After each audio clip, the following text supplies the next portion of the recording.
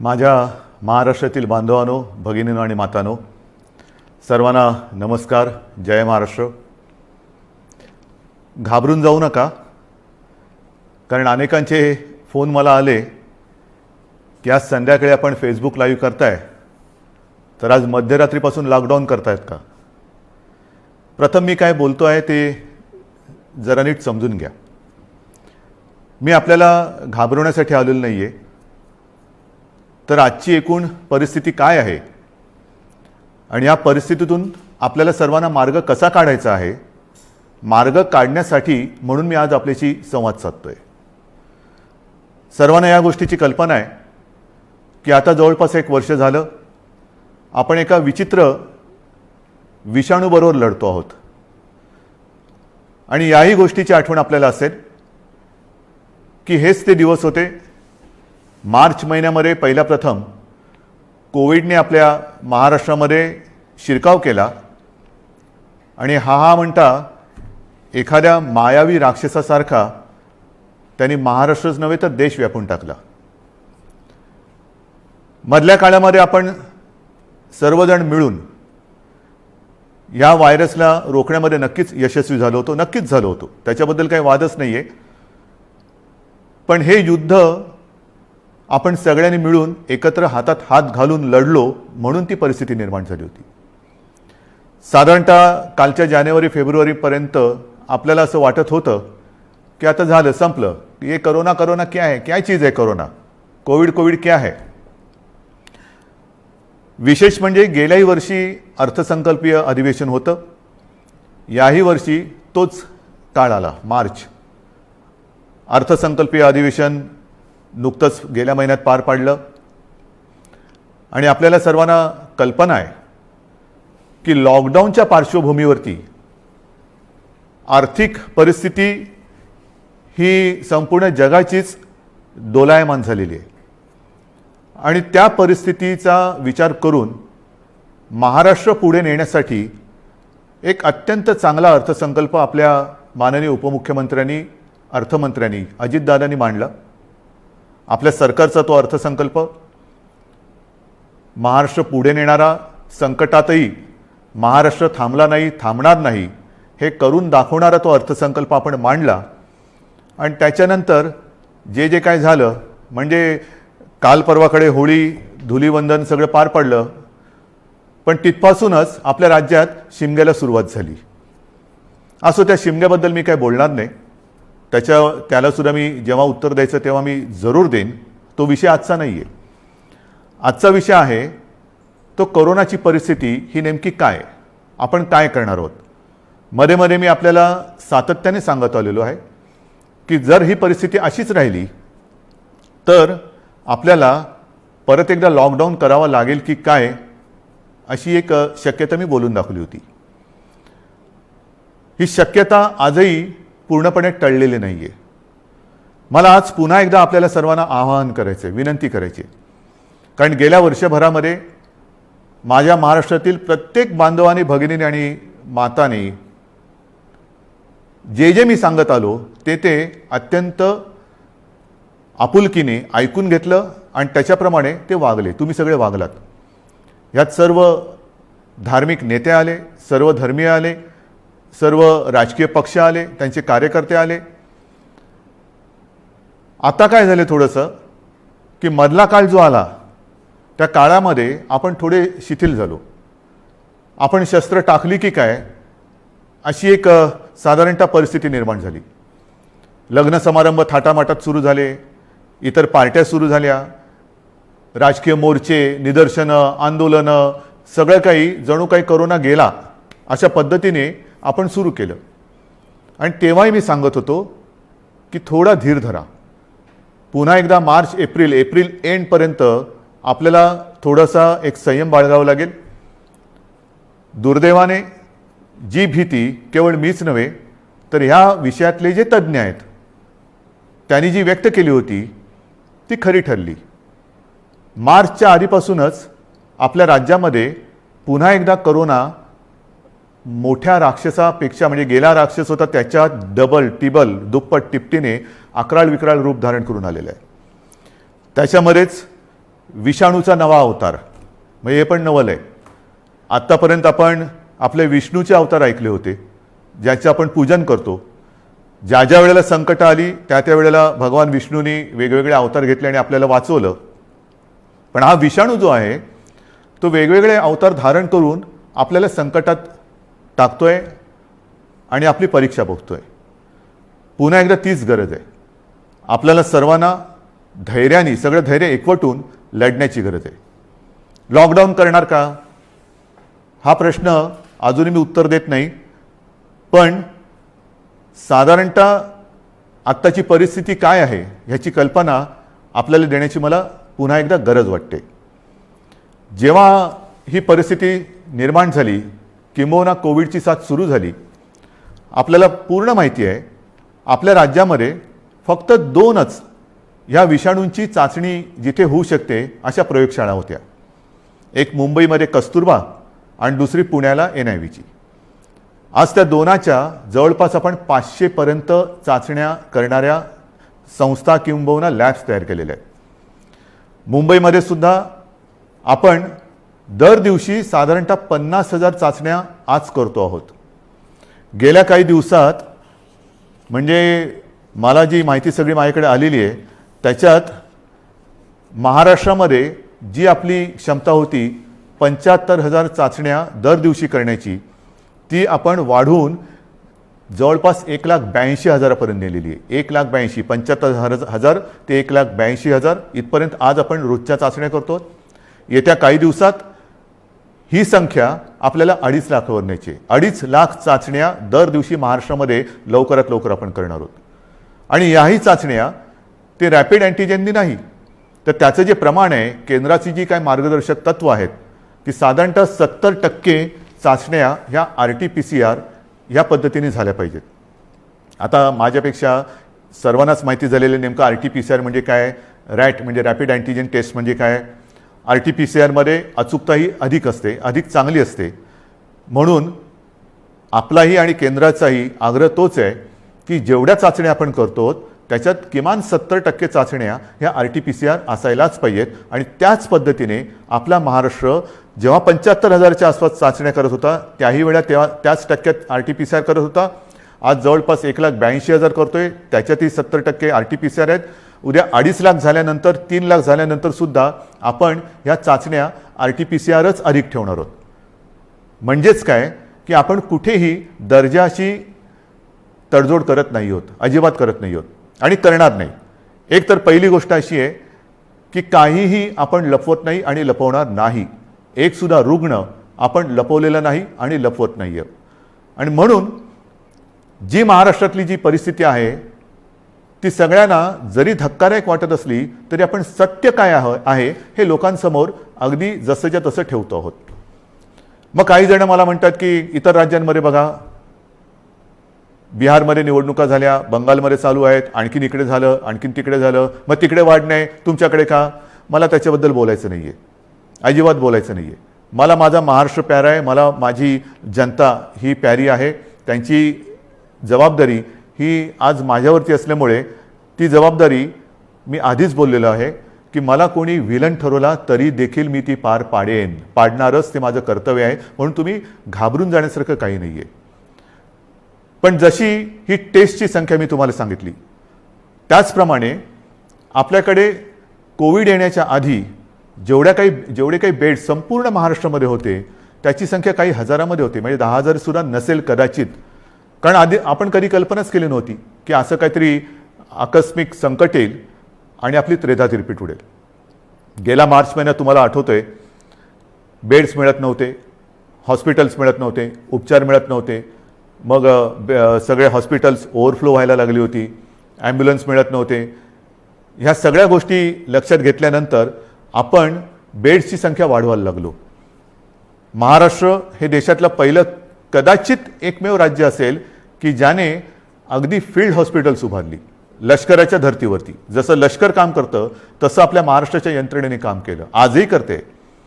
Jumbo Covid care centres उभारली आणि काही हजारात म्हणजे 8-10 हजार ज्या काही रुग्णशय्या होत्या त्याची संख्या आपण जवळपास 3.25 लाखापर्यंत नेली, सगळ्या काही मिळून. म्हणजे त्याच्यामध्ये इतर कोविड शिवाय असलेले beds oxygen beds, ICU beds, विलगीकरणाचे बेड्स, डायलिसिसचे बेड्स असे मिळून साधारणतः 4.25 लाखापर्यंत ही सुविधा आपण वाढवली. ही मोठी आपली एक अचिव्हमेंट होती. आणि तेव्हाही मी म्हटलं होतं की लॉकडाऊनचा उपयोग हा संसर्ग थांबवण्यासाठी आहे आणि त्याच वेळेला आपल्या आरोग्य सुविधा वाढवण्यासाठी आहे. मग आता एवढीही रुग्णशय्या वाढवल्यानंतरही मी परत तुमच्याशी का काळजीने बोलतोय, ह्याचं कारण आजचं चित्र मी तुम्हाला सांगतोय. पहिली गोष्ट अशी की साधारणतः रुग्ण वाढ ही किती होते, किती झपाट्याने होते, त्याची थोडीशी मी तुम्हाला कल्पना देतो. आपल्याला माहिती आहे की जानेवारीच्या शेवटाला आणि फेब्रुवारीच्या सुरुवातीला फक्त मुंबईपुरतं बोलायचं झालं तर मुंबईमध्ये 300-350 रुग्ण हे दर दिवशी आपल्याला सापडत होते. आज ती संख्या 8,500वरती गेलेली एका महिन्याच्या कालावधीत. ही फक्त मुंबईची परिस्थिती आहे. महाराष्ट्राची परिस्थिती बघितली तर 17 सप्टेंबर 2020 म्हणजे तेव्हा जरा सगळं जास्त होतं, तेव्हा 3 लाख सक्रिय रुग्ण होते. 1 एप्रिलला आणखीन त्याच्यामध्ये भर पडलेली आहे. 17 सप्टेंबरला साधारणतः 31,000 मृत्यू झाले होते, 31,351. आता 54,900च्या आसपास झालेले आहेत.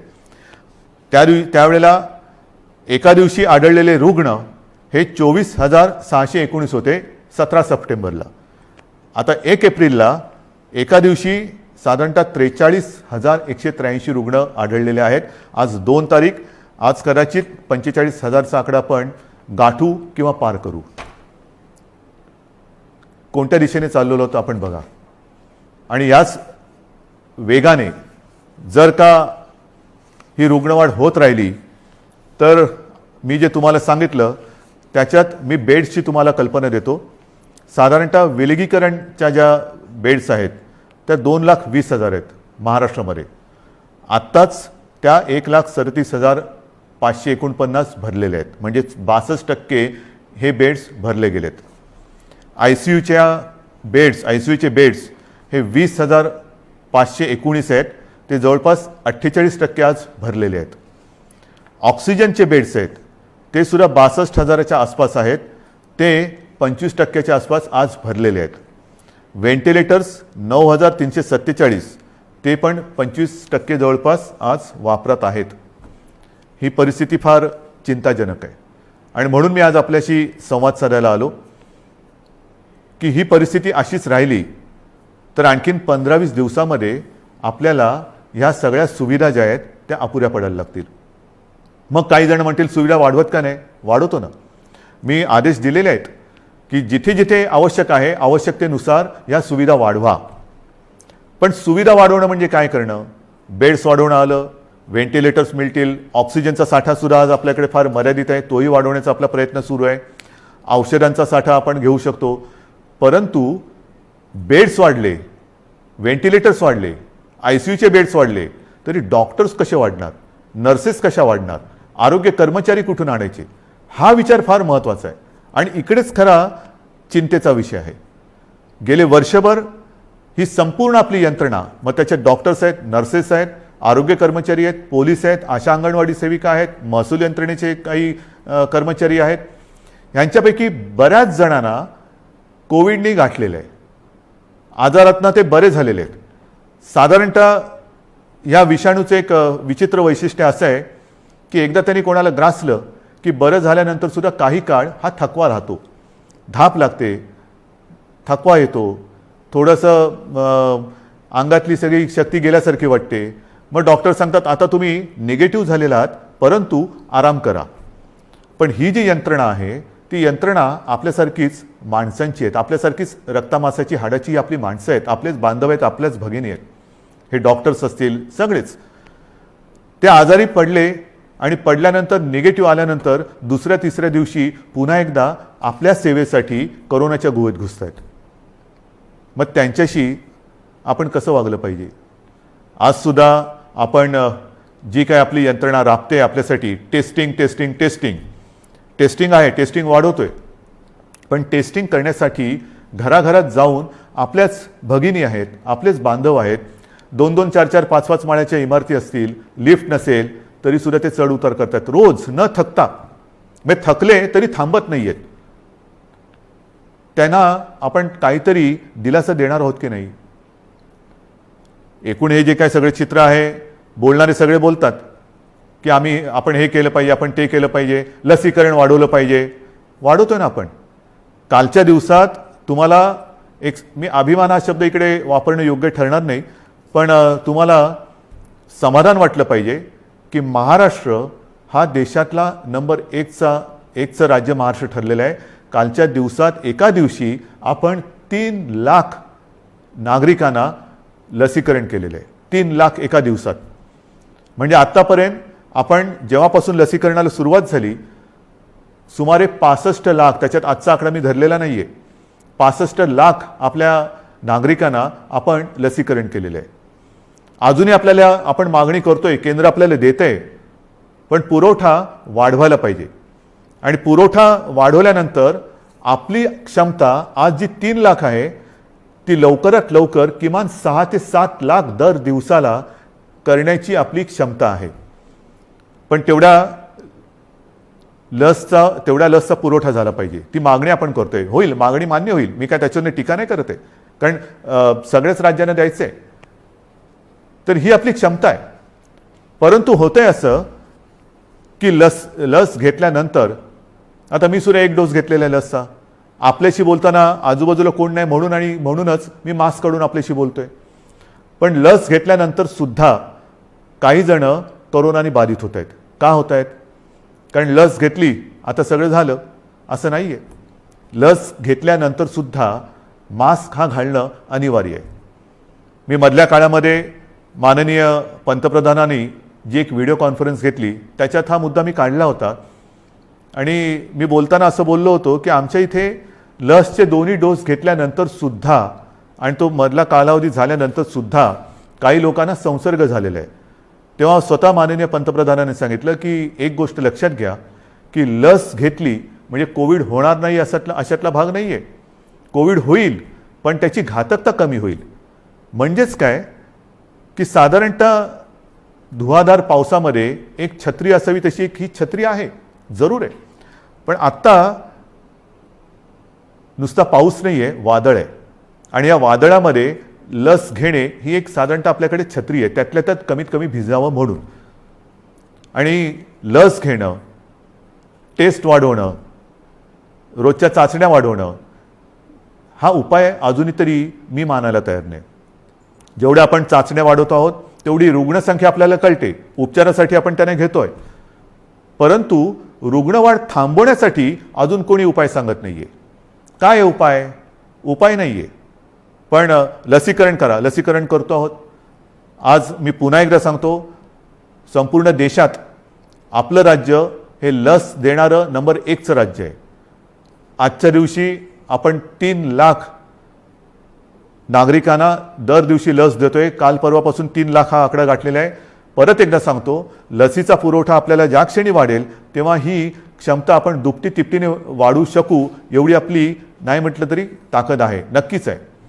म्हणजेच काय की एका बाजूला आपली ही यंत्रणा ट्रॅकिंग, ट्रेसिंग, टेस्टिंग ह्याच्यासाठी बिझी आहे, दुसरीकडे उपचारांसाठी बिझी आहे, तिसरीकडे हीच यंत्रणा लसीकरणासाठी सुद्धा व्यस्त आहे. हे सगळं एकत्रित आल्यानंतर त्यांची काय स्थिती होत असेल ह्याचा थोडा आपण विचार केला पाहिजे. आणि म्हणून मला असं वाटतं की लॉकडाऊन करायचं का? इतर देशांनी काय केलेलं आहे?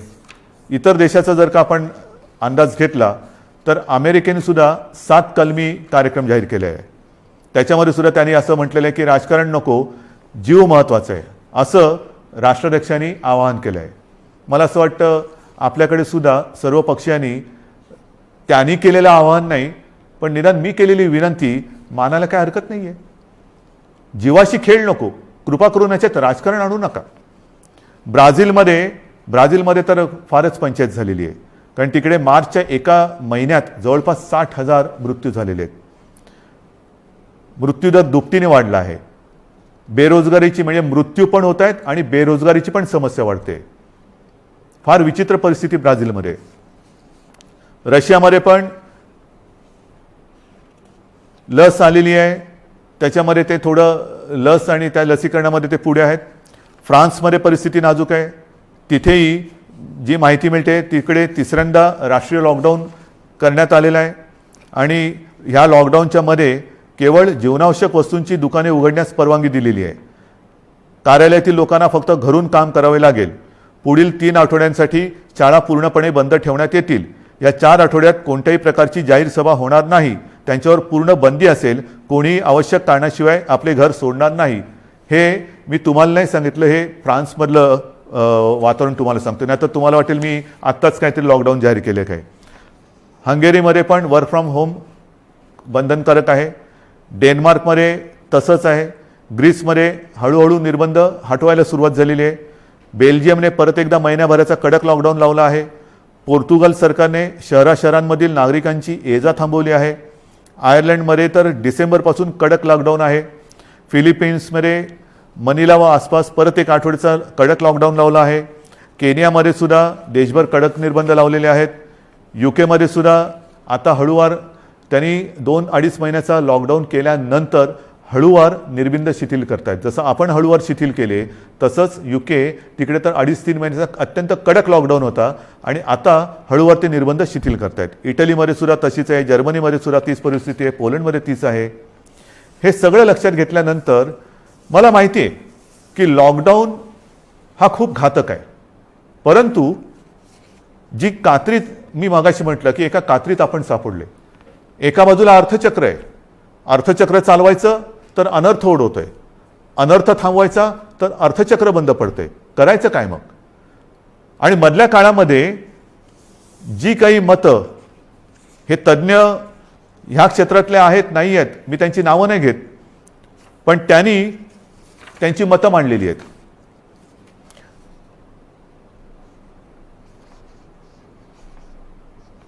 सर्वसामान्यांना त्रास होईल अशी लॉकडाऊनची भूमिका, मी पक्षाचं नाव घेत नाही कारण मला राजकारण आणायचं नाही, आम्ही खपवून घेणार नाही.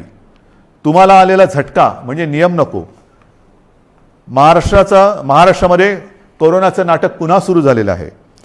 कोरोनाच्या संसर्गाला लॉकडाऊन हा पर्याय नाही. आम्ही लॉकडाऊनला जोरदार विरोध करू, रस्त्यावरती उतरू. हिटलरसारखं वागू नका. सर्वसामान्य जनतेला लॉकडाऊन परवडणारा नाही. जनता आधीच लॉकडाऊनला कंटाळली आहे. त्यामुळे राज्यात लॉकडाऊन लावणे हा पर्याय नव्हे. लॉकडाऊन हा अंतिम पर्याय होऊ शकत नाही. लॉकडाऊन लावायचं असेल तर आधी रोजगाराचे पैसे 5,000 रुपये का काय ते थेट खात्यात जमा करा. एका उद्योगपतीने सांगितले की लॉकडाऊन लावण्याच्या ऐवजी आरोग्य सुविधा वाढवा. आता आरोग्य सुविधा मी तुम्हाला सांगितली काय परिस्थिती आहे. गेल्या वर्षभरात आपण एवढी आरोग्य सुविधा वाढवली, अजूनही वाढवतो आहे. पण मुद्दा असा येतो की हे जे काही आपल्याला सल्ले देत आहेत त्यांना मी सांगू इच्छितो हात जोडून, उद्योगपतींना सांगतो, म्हणजे त्या ज्यांनी सांगितले सगळ्या उद्योगपतींबद्दल नाही, की आरोग्य व्यवस्था वाढवतो मी, बेड्स वाढवतो, सगळं वाढवतो, पण कृपा करून रोज मला किमान 50 डॉक्टर्स, नर्सेस, आरोग्य कर्मचारी यांचा महाराष्ट्रभर पुरवठा होईल अशी काहीतरी सोय करा. कारण नुसतं फर्निचरचं दुकान म्हणजे आरोग्य सुविधा नाही आहेत. त्याच्यामध्ये व्हेंटिलेटर आल्यानंतर व्हेंटिलेटर वापरणारे सुद्धा तज्ज्ञ लागतात. ऑक्सिजन किती द्यायचा, किती प्रमाणात द्यायचा याच्यासाठी सुद्धा त्या विषयातला तज्ज्ञ लागतो. अगदी रेमडेसिवीर द्यायचं झालं तर ते कसं दिलं पाहिजे ते समजणारा डॉक्टर लागतो. हे तज्ज्ञ लोक आणि डॉक्टर्स ही कुठून आणायची. आणि ही परिस्थिती जर का बघितली तर मला तुमच्याकडनं हीच अपेक्षा आहे. जे सांगतायत की लॉकडाऊन केला तर आम्ही रस्त्यावरती उतरू, माझं म्हणणे जरूर उतरा, उतरलंच पाहिजे.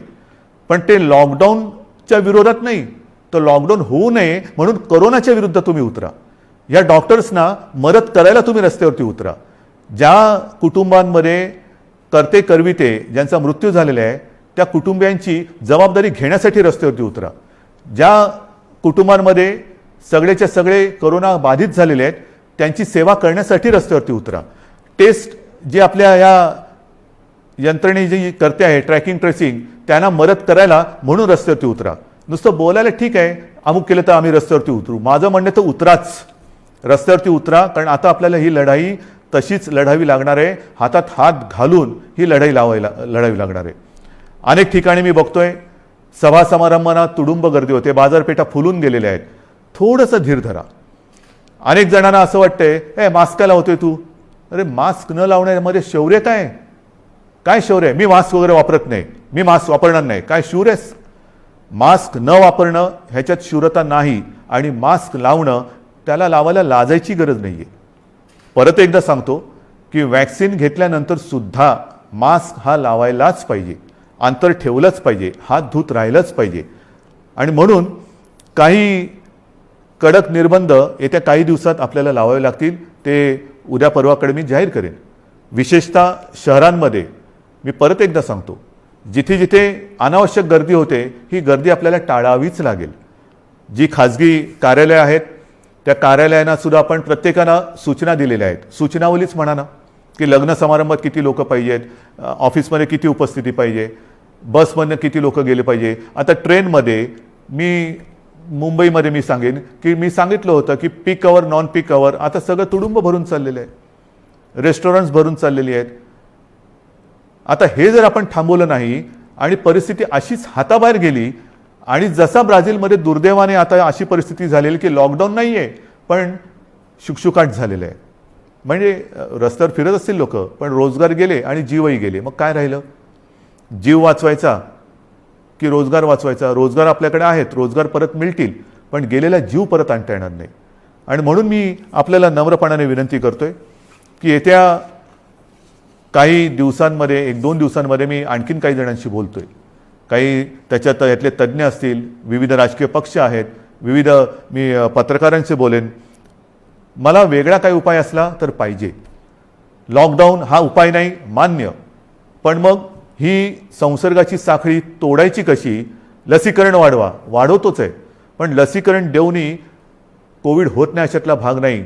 लसीकरण घेतल्यानंतर, लस घेतल्यानंतर सुद्धा कदाचित लस घेतलेल्याला कोविडचा त्रास कमी होईल पण तो दुसऱ्याला संसर्गित करू शकतो, हेही आता सिद्ध झालेलं आहे. मग करायचं काय? दुसरा उपाय असेल जरूर सांगा, पण त्याहीपेक्षा माझा विश्वास आपल्यावरती आहे. कारण तुम्हीच या युद्धातले खरे सैनिक आहात. हे युद्ध आपल्या सगळ्यांचं आहे, हे एकट्या दुकट्याचं युद्ध नाही आहे. ज्या गोष्टी मी तुम्हाला सांगितल्या आपण नाही पाळू शकत. कारण नसताना घराबाहेर पडू नका, नाही घरात थांबू शकत. अनावश्यक ठिकाणी गर्दी करू नका, गर्दी टाळू नाही शकत. गरज नसेल तर इकडे तिकडे फिरू नका, हे फिरणं टाळू नाही शकत. सार्वजनिक ठिकाणी फिरताना घराबाहेर पडल्यानंतर मास्क लावलाच पाहिजे, मास्क घालू नाही शकत. एकमेकात थोडं अंतर ठेवा, अंतर ठेवू नाही शकत. म्हणजे लॉकडाऊन आपण टाळू शकतोय पण टाळणं ही जिद्द, ज्या जिद्दीने तुम्ही पहिल्यापासून लढलात त्या जिद्दीने पुन्हा जर का उतरलात तर आपल्याला, मी अजूनही म्हणतो आता थोडा काळ राहिलेला आहे. कारण परिस्थिती तुम्हाला मी सांगितले, अशीच रुग्णवाढ होत राहिली तर 15-20 दिवसात हॉस्पिटल्स तुडुंब भरून जातील. काही काही जिल्ह्यामध्ये आत्ताची परिस्थिती आलेली आहे. ऑक्सिजनसुद्धा कमी पडू शकतोय, व्हेंटिलेटरसुद्धा कमी पडू शकतात. ही परिस्थिती आजही आपण स्वयंशिस्तीने टाळू शकतो. संसर्गाची लाट, कोरोनाला आपण रोखू शकतो. रोखण्याची जिद्द ही तुमच्यात आहे की नाही हा फार महत्त्वाचा प्रश्न आहे. सरकार लॉकडाऊन करणार की नाही यापेक्षा प्रत्येकाने ठरवलं पाहिजे की मी कोरोनाला हरवणार की नाही, मी कोरोनाला रोखणार की नाही. हे जर का तुम्ही प्रत्येकाने ठरवलं, होय मी रोखणारच. कारण आपण गेले वर्षभर माझे कुटुंब माझी जबाबदारी असेल, आता पुन्हा मी प्रत्येकाला सांगितले की मी जबाबदार, माझा मास्क माझी सुरक्षा. ह्या सगळ्या ज्या काही गोष्टी आहेत नवीन, ह्याच्यात काहीही नाही. जे पहिल्या दिवशी होतं ते आजही आहे. फक्त थोडंसं काय झालंय की सुरुवातीला जी एक कोरोनाची दहशत होती ती दहशत गेली, आपण गाफील झालो आणि कोरोनाने बरोबर आपल्याला गाठलं. अजूनही कोरोनाने आपल्यावरती मात केलेली नाही, मी त्याला करू देणार नाही, अजिबात नाही. मात आपणच त्याच्यावरती करायची आहे. पण ही मात करताना जर आपण घट्ट उभे राहिलो सगळ्या जणांनी, संपूर्ण सगळ्या राजकीय पक्षाने, मी पुन्हा एकदा हात जोडून विनंती करतो आहे की कृपा करा, जनतेच्या जीवाशी खेळ होईल असं राजकारण करू नका. जे जे सरकार पावलं उचलत आहे ते जनतेच्या हितासाठी उचलते. अर्थचक्रही फिरवायचं आहे, गरिबाची रोजीरोटी वाचवायची आहे, पण त्याचबरोबरीने सगळ्यात आधी आपल्याला त्यांची जीव वाचवायची आहे. म्हणून जीवाला पहिलं महत्त्व द्यायचं आहे आणि त्याच्यानंतर मग बाकीच्या ज्या काही गोष्टी आहेत त्या आपल्या हातातल्या आहेत त्या आपण करू शकतो. म्हणून आजसुद्धा मी पूर्ण लॉकडाऊनचा इशारा देतो आहे, लॉकडाऊन जाहीर करत नाही आहे. पण 1-2 दिवसामध्ये जर का दृश्य स्वरूपामध्ये ह्या गोष्टी आढळल्या नाहीत आणि दुसरा उपाय जर मी आता पुढच्या 1-2 दिवसांत ज्यांच्याबरोबर बैठका घेतोय त्यांच्याकडनं आला नाही तर मग मात्र आहे ती परिस्थिती अशीच्या अशी स्वीकारा, जे मला नाही जमणार. माझ्या डोळ्यादेखत हे मी बघणार नाही आणि आपणही नाही बघायचं आहे. तर ती परिस्थिती रोखायला जगामध्ये जे करतायत, पहिला लॉकडाऊन दुसरा लॉकडाऊन, कारण लाटे मागून लाटा येतात. पहिली लाट आली, दुसरी लाट आली, तिसरी लाट आली. काय होतंय, एक लाट येऊन गेली, लॉकडाऊन होतो, सगळं शिथिल होतं, शिथिल झालं की दुसरी लाट येते. म्हणून आत्तापासून आपण ठरवलं पाहिजे की ही लाट तर मी रोखेनच आणि पुढची लाट तर मी येऊच देणार नाही. मला असं वाटतं, माझा आपल्यावरती विश्वास आहे, आपलाही माझ्यावरती विश्वास आहे. मध्ये काही जण भेटले होते आणि मला म्हणाले की अहो तुम्ही टी व्हीवर आले का लोक घाबरतात. म्हटलं मला नाही वाटत असं, कारण मी तुमच्या कुटुंबातला एक आहे, तुम्ही मला कुटुंबीय मानलेलं आहात आणि माझे कुटुंब, माझी जबाबदारी म्हणजे माझे कुटुंब तुम्ही आहात आणि तुमची जबाबदारी ही मी घेतल्यानंतर मला टीकेची पर्वा नाही. जे जे तुमच्या हिताचं असेल ते मी करणार आणि करेन. पुन्हा एकच सांगतो की सरकार यंत्रणेच्या बाबतीत कुठेही कमी पडलेलं नाही, पडू देणार नाही. सरकार खंबीर आहे, सरकार ठाम आहे. आरोग्य सुविधा कुठेही कणभर सुद्धा मी कमी पडू देणार नाही. मात्र ही एका हाताने टाळी वाजणार नाही. दोन हात जेव्हा एका हातात हात घालून आपण काम करू तर आणि तरच यश मिळेल. आणि मला आपल्या सहकार्याची अपेक्षा आहे, सर्व राजकीय पक्षांकडनं अपेक्षा आहे, सर्व धर्मियांकडनं अपेक्षा आहे. पुन्हा एकदा आपल्या उत्सवांवरती, सणांवरती बंधनं आणावी लागतील. जसं गेल्या वर्षी आपण सहकार्य केलं तसंच पुन्हा एकदा हे सहकार्य कराल अशी आशा नाही, असा विश्वास व्यक्त करतो. आणि ही लढाई पुन्हा एकदा लढण्यासाठी आणि जिंकण्यासाठी सिद्ध व्हा, एवढ्याच शुभेच्छा देतो. जय हिंद, जय महाराष्ट्र.